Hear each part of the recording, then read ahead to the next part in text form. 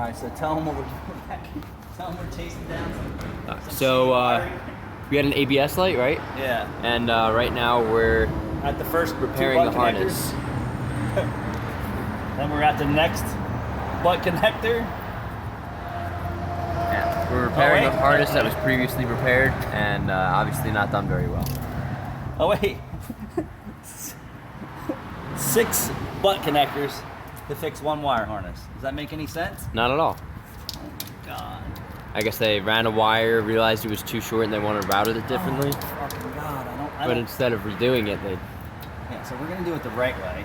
We're gonna solder into wires and we're gonna shrink wrap it. And then we'll put the right color codes if we have them. But how many fucking, what? Like, this is somebody who has a shop. These are solder ones. The average customer doesn't have. This is a shop. 6 butt connectors within what? 8 inches?